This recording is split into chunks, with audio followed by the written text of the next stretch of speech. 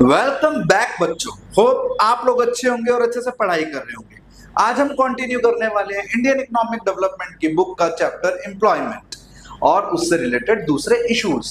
तो एम्प्लॉयमेंट एक important chapter है and let's begin with the topic. सबसे पहले हम लोग देखते हैं एम्प्लॉयमेंट का मीनिंग क्या होता है। It means an activity from which a person earns means of livelihood. तो एम्प्लॉयमेंट रोजगार, तो हम लोग काम क्यों करते हैं? ताकि हम अपनी जिंदगी के लिए कुछ कमा सके। ठीक है, मतलब अगर हमें अपना जिंदा रहना है तो उसके लिए हमें क्या चाहिए? पैसा। और पैसा कहाँ से आएगा? जब तक कि हम कोई भी काम नहीं करेंगे। तो एम्प्लॉयमेंट क्या है? It is an activity from which a person earns means of livelihood. Next is every working person contributes to national income by engaging in various economic activity। हर एक जो व्यक्ति है वो कोई ना कोई काम करने के लिए किसी ना किसी इकोनॉमिक एक्टिविटी के अंदर इंगेज है। हम लोग क्यों काम करते हैं? ना सिर्फ अपने लिए बल्कि जो भी हमारे ऊपर डिपेंडेंट है हम उनके लिए भी काम करते हैं। The study of working people gives us insights into the quality and nature of employment in our country and help in understanding and planning our human resources। तो अगर हम लोग काम करते हैं तो हमें पता चलता है कि भारत या दूसरे देशों में किस प्रकार का सबसे ज्यादा काम आगे चल रहा है और उसके अकॉर्डिंगली हम लोग अपने ह्यूमन रिसोर्सेज को प्लानिंग वे में कंट्रीब्यूट करवाते हैं। ठीक है, जैसे कि हम लोगों ने पिछले चैप्टर में पढ़ा था ह्यूमन कैपिटल फॉर्मेशन में। तो सबसे मेजर रोल क्या था कि हमारे पास ह्यूमंस हैं, ह्यूमन बीइंग बहुत है, भारत में तो पॉपुलेशन ही बहुत है, लेकिन हमने उसकी रिसोर्स प्लानिंग करनी है कि नेचर ऑफ एम्प्लॉयमेंट कैसा है, कहाँ पर लोग ज्यादा से ज्यादा एंगेज हो सकते हैं, कहाँ पे लोग ज्यादा से ज्यादा काम में आगे बढ़ सकते हैं। तो उसके अकॉर्डिंगली ही हम लोग अपनी प्लानिंग करेंगे और वो कब होगा? जब हम लोगों के पास में रोजगार होगा। Next is it helps us in analyzing the contribution made by different industries and sectors towards national income। और ये बताता है कि कौन कौन से सेक्टर में कितनी कितनी एम्प्लॉयमेंट अभी है। मतलब जैसे प्राइमरी सेक्टर में कितना है, टर्शरी में कितना है, सेकेंडरी में कितना है, कौन सी इंडस्ट्री ज्यादा डेवलप कर रही है। जैसे आईटी इंडस्ट्री ज्यादा बूम कर रही है, ऑटोमोबाइल ज्यादा कर रही है, फूड इंडस्ट्री ज्यादा कर रही है। तो उस सेक्टर वाइज, उस इंडस्ट्रीज के सेक्टर वाइज भी हम एम्प्लॉयमेंट लेकर आ सकते हैं और लोगों को बता सकते हैं कि अभी इस सेक्टर में बूम आ रहा है। Next is it also help us to address many social issues such as exploitation of marginalized section of the society and child labor etc। तो बहुत सारी ऐसी समस्याएं हैं जो कि अगर लोग एम्प्लॉयड नहीं होंगे तो वो बढ़ जाएंगे। जैसे मार्जिनलाइज्ड कि छोटे कामगार जो बेरोजगार हैं, जिनके पास काम नहीं है, तो मार्जिनलाइज्ड है मतलब जो इकोनॉमी में बहुत पिछड़े हुए हैं, उन लोगों को रोजगार देना एक सबसे बड़ा इंपॉर्टेंट फैक्टर होता है। और बहुत बड़ा फैक्टर है हमारा चाइल्ड लेबर। चाइल्ड लेबर की समस्या बहुत ज्यादा है। अगर घर के बड़े काम करने लग जाए तो बच्चों को काम करने की जरूरत नहीं पड़ेगी। तो चाइल्ड लेबर जैसी सोशल प्रॉब्लम को भी कौन दूर करेगा? Employment. So next is important concepts of the chapter employment. सबसे पहला हमारे पास क्या है? Work plays an important role in our life as an individual and as a member of society. ये अभी हम बात ही कर चुके हैं कि अगर हम लोग काम करेंगे तो हमारे ऊपर जो डिपेंडेंट लोग हैं, जैसे अगर हमारे फादर काम करते हैं तो बच्चे उनके ऊपर डिपेंडेंट है, उनके अपने पेरेंट्स उनके ऊपर डिपेंडेंट है, तो उनकी लाइफ को अच्छा करने के लिए उन्हें काम करना पड़ेगा। और सोसाइटी की बात करिए तो चाइल्ड लेबर जैसी समस्या को भी दूर करते हैं। अब वर्कर कौन होता है? Worker is an individual who is involved in some productive activity to earn a living। अपने काम को करने के लिए, अपने मेहनत कमाने के लिए उसको कहीं ना कहीं काम करना है। लेबर फोर्स, ये बहुत इंपॉर्टेंट चीज है, लेबर फोर्स। ठीक है, all person who are working मतलब have a job and those who are not working but able to work and willing to work. इसमें ये दो चीजों को ध्यान में रखना है। पहला कि वो लोग जो काम कर रहे हैं, ऑलरेडी काम कर रहे हैं, दूसरे जो कि विलिंग है काम करने के लिए या उनको नौकरी चाहिए। ठीक है, at the existing wage rate मतलब उस समय जो भी वेजेस चल रहे हैं उस पर, इसको हम क्या कहते हैं? Labour force. लेबर फोर्स का फॉर्मूला क्या है? Person working, actual person working, कितने लोग काम कर रहे हैं प्लस और वो ऐसे लोग जो कि अवेलेबल है काम करने के लिए, अगर हम उनको जोड़ दें तो वो आ जाएगा labour force. Labour force again क्या है? लेबर फोर्स वो है कि जो लोग काम कर रहे हैं and those who are willing to work at the same wage rate, उनको प्लस कर दें तो we will get labour force. What is work force? Work force क्या है? The number of person who are actually employed at a particular time is known as work force. तो work force और labour force, इन दोनों में जो basic difference है, अब यहाँ पे लेबर फोर्स और वर्क फोर्स, ठीक है, इन दोनों में जो बेसिक डिफरेंस क्या है? लेबर फोर्स क्या है? Working plus willing to work, ठीक है, इन दोनों को ऐड कर देंगे तो we will get labour force. और वर्क फोर्स क्या है? Those who are only working at a point of time are known as work force, ठीक है जी। तो इन दोनों में बेसिक डिफरेंस ये है, यहाँ पे विलिंग आएगा, यहाँ सिर्फ वर्किंग आएगा। Next is workforce participation ratio, कि कितना वर्कफोर्स जो है उनका पार्टिसिपेशन कितना है जीडीपी में, उसको देखना। तो इसका क्या मतलब आएगा? Ratio between workforce and total proportion और total population of the country. मतलब अगर देश में कुछ जनसंख्या है, उसमें से कितने लोग क्या कर रहे हैं? काम कर रहे हैं, उसको हम कहेंगे वर्कफोर्स पार्टिसिपेशन रेट। अब आता है हमारा next concept, type of workers. सबसे पहला है सेल्फ एम्प्लॉयड। सेल्फ एम्प्लॉयड कौन होते हैं? जो अपने खुद का बिजनेस कर रहे हैं, जो अपने ही ऑपरेशंस को संभाल रहे हैं, उसको हम कहते हैं self employed. The worker who own and operate an enterprise to earn their livelihood as known as self employed. Hired worker कौन से होते हैं? जो कि दूसरों के द्वारा नौकरी पे रखे जाते हैं। Those people who are hired by others and are paid wages or salaries as a reward for their services are called as hired workers. Now, next is casual worker. Who are casual worker? Those who are not hired by their employers on a regular or permanent basis and do not get social security benefits are said to be casual worker. देखो, hired क्या है कि यहाँ पे उसको salary मिल रही है, प्लस हो सकता है कि उसको कुछ सोशल बेनिफिट्स मिल रहे हो, जैसे प्रोविडेंट फंड या फिर उसको मेडिकल कार्ड मिल रहा हो, ठीक है, मेडिकल फैसिलिटीज मिल रही हो, तो वो क्या हो गए? Hired workers. इसके बाद क्या है? Casual workers. कैजुअल वर्कर्स कौन से हो गए? जो जिनको सैलरी तो मिल रही है, सैलरी मतलब यहाँ पे वो डेली वेज अर्नर हो सकता है, ठीक है, तो उसको परमानेंट भी नहीं है, those who are not permanent, मतलब डेली वेजेस होते हैं और उनको कोई बेनिफिट नहीं मिल रहे, ना तो प्रोविडेंट फंड मिल रहा है, ना ही मेडिकल मिल रहा है। रेगुलर वर्कर्स कौन से होते हैं? Salaried by someone or enterprise and paid his or her wages on a regular basis are known as regular salaried employees और रेगुलर वर्कर। जिनको मंथली सैलरी मिल रही है, जिनको अच्छी चीजें मिल रही हैं, वो सब लोग किसमें आ जाएंगे? Regular workforce. Topic is casualisation and informalisation of employment. तो सबसे पहले यहाँ पे दो टर्म्स आ रहे हैं, क्या क्या? कैजुअलाइजेशन, कैजुअलाइजेशन और इनफॉर्मलाइजेशन।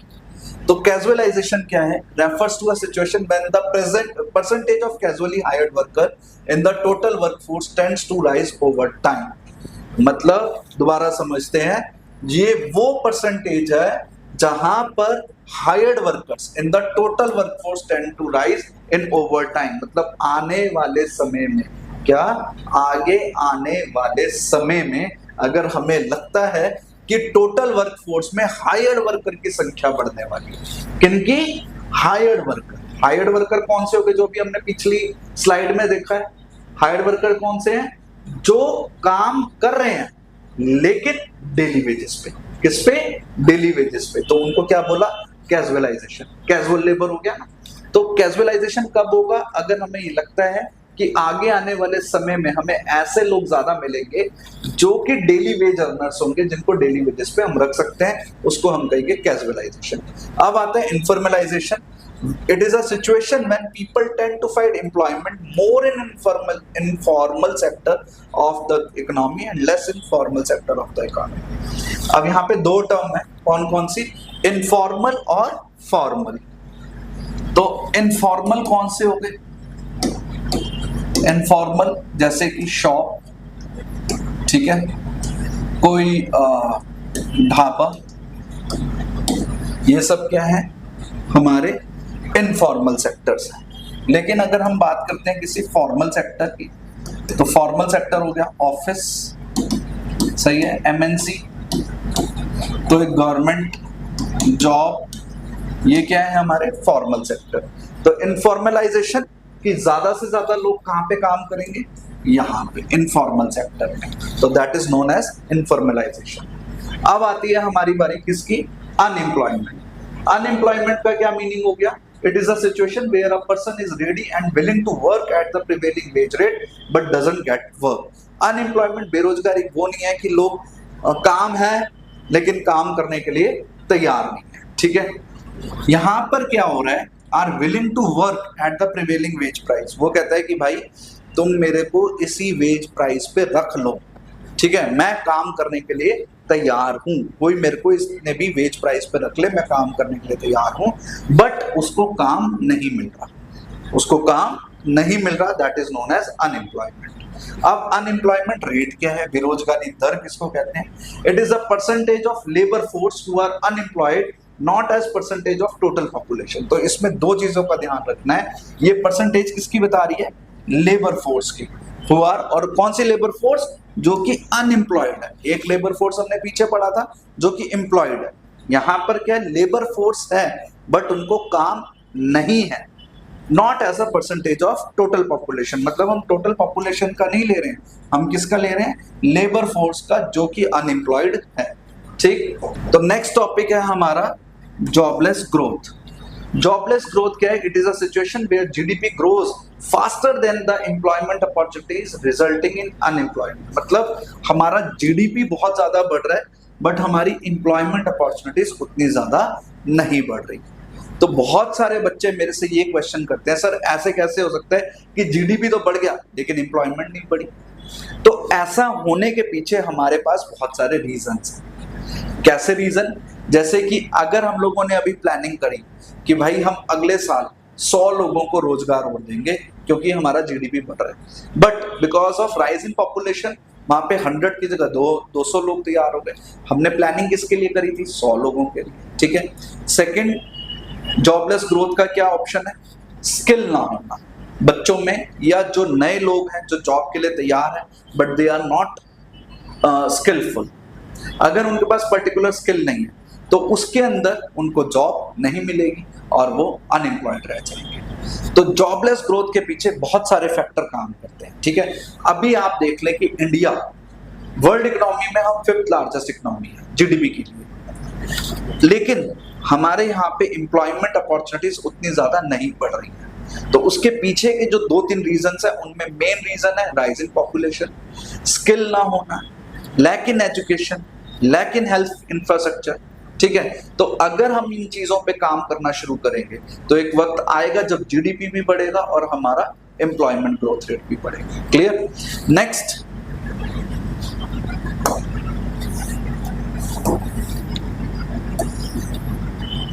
टाइप ऑफ अनएम्प्लॉयमेंट, किस किस तरीके की हमारी बेरोजगारी होती है। तो रूरल अनएम्प्लॉयमेंट, रूरल मतलब कि ग्रामीण क्षेत्रों में कैसी है, सीजनल और डिस्गाइज्ड।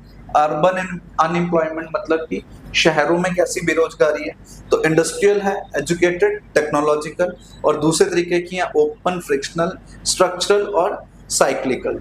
अब इन सारी अनएम्प्लॉयमेंट को हम पूरे तरीके से पढ़ने की कोशिश करते हैं। सबसे पहले आ रही है हमारे पास frictional unemployment. It defined the unemployment that occurs because of people moving or changing occupations, एक जगह से दूसरी जगह काम करने जा रहे हैं तो उसमें वक्त लग रहा है कि जैसे अगर मैंने कोई पहले काम शुरू किया अब मैं उसको छोड़ के दूसरे सेक्टर में जा रहा हूँ तो जरूरी नहीं है कि उसी समय मेरे को जॉब मिल जाएगी, हो सकता है कुछ टाइम के बाद मिले, तो तब तक के लिए हम लोग क्या हो रहे हैं, unemployed. So that is called frictional unemployment. Structural unemployment is defined as unemployment arising from technical changes such as automation or from changes in composition of output due to variation in type of product people demand. अब जैसे पहले क्या था, mobile phone कैसे थे, keypad वाले थे, अब कैसे आ गए हैं हमारे टच स्क्रीन वाले, ठीक है, स्मार्टफोन हो गए। उनसे पहले क्या था, पीसीओ, पब्लिक कॉल जिससे हम लोग करते थे, ठीक। अब क्या है, पीसीओ तो नजर ही नहीं आ रहे। तो जो लोग अपने आप को चेंज नहीं कर पाए due to advancement in technology, आज क्या है, वो अनएम्प्लॉयड है। कंप्यूटर्स के आने से पहले क्या था, टाइपराइटर था। अगर अब जो लोग टाइपराइटर पे काम करने की जिनको प्रैक्टिस थी, अब कंप्यूटर्स ने उनकी जगह ले ली है, तो अगर वो उसको अपडेट नहीं कर पाए then also they become the unemployed person. तो that is structural unemployment. Cyclic unemployment क्या है, losing their jobs due to business cycle fluctuations in output, that is normal up and down movement in the economy as it cycle through boom and recession over time। ये चीज हमने India में कम और दूसरे देशों में ज्यादा देखी। जैसे 2008 में वर्ल्ड वाइड रिसेशन था, लोगों को जब हम लोग उस समय क्या कर रहे थे, कंपनीज अपने एम्प्लॉयज को कट शॉर्ट कर रही थी कि भाई अभी हमारे पास पैसा नहीं है तो आप लोगों को जॉब छोड़नी पड़ेगी। सिनेरियो ऐसे ही कुछ 2020 में आया जब लॉकडाउन लगा, कंपनीज बंद होनी शुरू हो गई। जब कंपनियां बंद हो गई, उनके पास पैसा नहीं था सैलरी देने के लिए, तो उन्होंने एम्प्लॉयज को बाहर निकालना शुरू किया, ठीक है। तो उसको हम क्या कहते हैं, साइक्लिक अनएम्प्लॉयमेंट। अब क्या है, 2024 है, नॉर्मल डेज चालू हो गए हैं, तो अब वो हायरिंग दोबारा से चालू हो गई है। तो ये नॉर्मल अप एंड डाउन है, ये हर एक सेक्टर में हर कंपनीज के साथ होता है। Open unemployment refers to that situation where in the worker is willing to work and has the necessary ability to work yet he does not get work and remains unemployed for full time. कि उसके पास वो काम करने के लिए तैयार है, उसके पास सारी एबिलिटी है, सारे स्किल्स हैं, बट देन ऑल्सो उसके पास में काम नहीं है, so that is known as open unemployment, ठीक है। इसके आगे हमारे पास में और भी आते हैं टाइप्स ऑफ अनएम्प्लॉयमेंट। यहाँ पर एक आ रहा है क्या, सीजनल अनएम्प्लॉयमेंट। ये बेसिकली हमारे को एग्रीकल्चर सेक्टर में देखने को मिलता है। जब रबी की फसल है तो खरीफ वाले खाली हैं, और जब खरीफ की फसल है तो रबी वाले खाली हैं, ठीक है। डिस्गाइज्ड अनएम्प्लॉयमेंट, ये भी हमें एग्रीकल्चर में देखने को मिलता है। मतलब कि जब जहाँ पर एक लैंड एरिया है जहाँ चाहिए हमें 4 की जरूरत, लेकिन वहाँ काम कर रहे हैं 7 या 8 लोग, तो जो एक्स्ट्रा लोग हैं, मतलब जरूरत कितने की है, 4 की, काम कर रहे हैं 8। दिखने में तो लगेगा भी हाँ भी सारे काम कर रहे हैं, बट जो अर्निंग कैपेसिटी है वो तो सिर्फ 4 लोगों की थी ना, तो बाकी 4 लोग क्या हो गए, डिस्गाइज्ड अनएम्प्लॉयड, ठीक है। ऐसे ही कुछ शॉप्स में होता है कि उसी परिवार के 4-5 सदस्य उस दुकान पे बैठे हुए हैं, जरूरत है 2 लोगों की, काम कर रहे हैं 5, ठीक। अब वो जो 3 लोग हैं वो एक्स्ट्रा वर्किंग पे, उनको कोई उसका कोई पे ऑफ नहीं मिल रहा है, या जिन उनकी कोई इनकम इंक्रीज नहीं हो रही है, लेकिन फिर भी वो लोग काम कर रहे हैं, तो वो क्या कहलाता है, हमारा डिस्गाइज्ड अनएम्प्लॉयमेंट। हिंदी में इसको कहते हैं छिपी हुई बेरोजगारी। अब ये 2 हैं, ये हमारे हैं अर्बन अनएम्प्लॉयमेंट में, एजुकेटेड और टेक्नोलॉजिकल। एजुकेटेड क्या है कि वो लोग पढ़े लिखे हैं, उनके पास सारी डिग्रीज हैं, then also they are not getting the job, that is known as educated unemployment. Technological unemployment ये तब होता है जब टेक्नोलॉजिकली इंप्रूवमेंट हो जाती है, और इसको हम कहते हैं टेक्नोलॉजिकल अनएम्प्लॉयमेंट। इसमें तब होता है कि हमारी टेक्नोलॉजी एडवांस्ड हो गई, तो जो लोग पुरानी टेक्नोलॉजी से काम कर रहे थे उनको थोड़ा वक्त वो अपने आप को अपडेट नहीं कर पाए उसके अकॉर्डिंगली, और इस वजह से वो कुछ समय के लिए अनएम्प्लॉयड रह जाते हैं, ठीक है।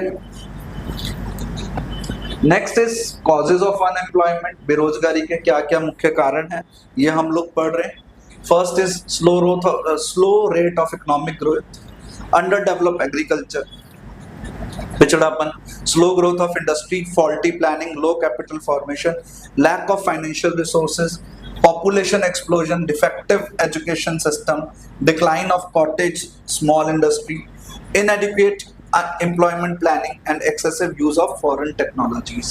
तो ये मेन रीजंस है और इनके बारे में हम ऑलरेडी बात कर चुके हैं। तो ये रीजंस को अगर आप स्क्रीनशॉट लेना चाहो तो आप ले लो, ताकि आपको एटलीस्ट रीजंस का पता चले कौन कौन से ऐसे रीजंस हैं जिसकी वजह से बाकी सारी जो हमारी अनएम्प्लॉयमेंट की प्रॉब्लम्स है वो इंक्रीज होती हैं, ठीक। Next is quantitative methods. इसमें ऐसे कौन कौन से मेथड्स हैं जिसकी वजह से हम लोग अपने एक इकोनॉमी के अंदर एम्प्लॉयमेंट ग्रोथ रेट ज्यादा कर सकते हैं। तो सबसे पहले accelerating growth rate of GDP, GDP बढ़ेगा तो जीडीपी तो अभी भी बढ़ रहा है बट एम्प्लॉयमेंट को और ज्यादा बढ़ाने की जरूरत है। पॉपुलेशन ग्रोथ को कंट्रोल करना, ये बात भी करी है कि जीडीपी बढ़ रहा है बट जॉबलेस ग्रोथ है, तो उसका सबसे पहला रीजन क्या है, पॉपुलेशन राइज होना, तो इसको कंट्रोल करना है। स्मॉल स्केल एंटरप्राइजेस जो कि हम लोगों ने सेकंड चैप्टर में पढ़ा था, एसएसआई वो आजकल बंद है, लगभग बहुत कम है, तो इसको बढ़ाने की जरूरत है ताकि लोग अपने ही नियर बाय अपने रीजन के अंदर एम्प्लॉयड हो सके। इंकरेजमेंट इन इंफ्रास्ट्रक्चर, इंफ्रास्ट्रक्चर बढ़ाएंगे, डेवलप करेंगे, जैसे नेशनल हाईवेज बढ़ा रहे हैं, रेलवे सेक्टर को बढ़ा रहे हैं, रोड्स और बनानी है, डैम्स और बनाने हैं ताकि हमारे को इलेक्ट्रिसिटी सप्लाई भी मिल सके। कुछ एरियाज में आज भी इलेक्ट्रिसिटी की पूरी सप्लाई नहीं है, अगर वहां पे ऐसे सप्लाई नहीं रहेगी तो प्रोडक्शन कैपेसिटी नहीं बढ़ेगी, तो इसलिए इंफ्रास्ट्रक्चर को ज्यादा बढ़ाना है। कुछ स्पेशल प्रोग्राम चलाएं और रैपिड इंडस्ट्रियलाइजेशन, इंडस्ट्रीज को डेवलप करना है। हमने न्यू इकोनॉमिक पॉलिसी 1991 के चैप्टर में भी पढ़ा, वी बिकेम द कौन सा इकोनॉमी, कंज्यूमरिज्म, कंज्यूमर इकोनॉमी। अब हमारे को कौन सी इकोनॉमी में चेंज होना है, प्रोड्यूसर इकोनॉमी में, और जिसके लिए हमें क्या जरूरत है, ज्यादा से ज्यादा इंडस्ट्रीज को ग्रोथ करने की, ठीक है। इसके अलावा स्पेशल प्रोग्राम्स हैं, ये है Mahatma Gandhi national rural employment guarantee act. MNREGA में क्या है, is an Indian labour law and social security measure that aims to guarantee the right to work. This act was passed in 23 August 2005 under UPA government of the Prime Minister Dr. Manmohan Singh. It aims to enhance livelihood security in rural areas by providing at least 100 days of wage rate employment in a financial year to at least one member of every household whose adult member volunteer to do unskilled manual work। अब यहाँ पे एक सबसे important क्या है कि unskilled manual work, ठीक है। Women were guaranteed 1/3 of the job made available under the MNREGA. तो इसमें क्या है, दो चीजें हैं, ये 2005 में आया, यूपीए गवर्नमेंट मतलब कांग्रेस लेड गवर्नमेंट, और इसमें प्राइम मिनिस्टर उस समय हमारे डॉक्टर मनमोहन सिंह जी थे। और ये क्या कह रहे हैं, रूरल एरिया के अंदर ज्यादा से ज्यादा एम्प्लॉयमेंट बढ़ाने की बात है, और 100 डेज का गारंटी दे रहे हैं कि एटलीस्ट आपको 100 दिन तो काम मिलेगा। लेकिन इसमें क्या है कि हर परिवार में से कोई एक सदस्य ही मनरेगा के अंदर अपने आप को रजिस्टर करा सकता है, ठीक है। और वो कौन सा काम करेगा, स्किल्ड लेबर नहीं करना, अनस्किल्ड मतलब जिसमें उसको नॉलेज नहीं है। अगर स्किलफुल है तो उसको तो वैसे ही मिल जाएगी कहीं ना कहीं जॉब। ये अनस्किल्ड लेबर है जिसको कुछ काम, मतलब ऐसे काम जो कोई भी कर सकता है, उसके लिए कोई स्पेशल डिग्री या कोई स्पेशल कोर्स करने की जरूरत नहीं है। तो अनस्किल्ड मैनुअल वर्क करना है, मैनुअल मतलब कोई मशीन से काम नहीं होना, हाथों से मेहनत का काम करना है, ठीक है। और सपोज अगर किसी एरिया में 70 वहां पे बोला गया कि मनरेगा के तहत 70 लोगों को रोजगार देना है, तो इसका 1/3 कितना, 1/3 जो आपकी टोटल वर्क फोर्स होगी उसमें 1/3 किसको देना है, का वुमेन को। क्लियर। नेक्स्ट इज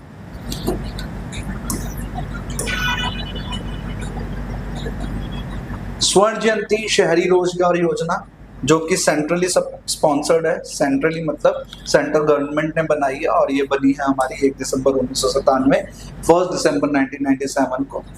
और इसको स्वर्ण जयंती ग्राम स्वरोजगार योजना वॉज लॉन्च्ड इन 1999, और फिर बाद में इसको चेंज करके 2011 में क्या कर दिया गया, NRLM national rural livelihood mission.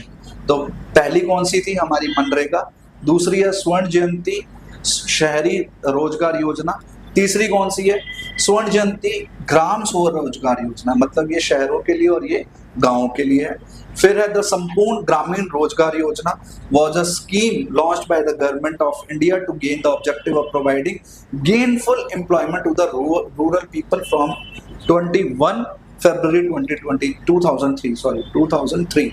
तो ये वाली भी जो है ग्रामीण रोजगार योजना है, मतलब रूरल एरिया के लिए है, ठीक। इसके बाद आता है फूड फॉर वर्क प्रोग्राम, कौन सा, food for work programme was restructured and renamed National Rural Employment Program in October 1980 by the then Prime Minister Indira Gandhi, and it became a regular program from 1981. In 1989, NREP was merged with Jawahar रोजगार योजना।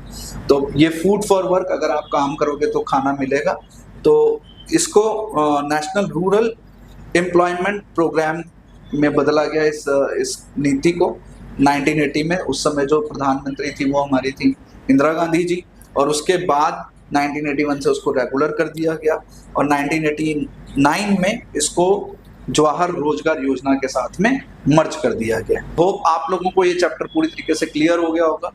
इस chapter में basic चीजें क्या है जो हम लोगों ने पहले कॉन्सेप्ट्स पढ़े, लेबर फोर्स, वर्क फोर्स, उसका रेशो निकालना, तो ये सारी चीजें इसके मेजर कॉन्सेप्ट्स में से हैं। मेरे ख्याल से आपको अच्छे से समझ आ गया होगा।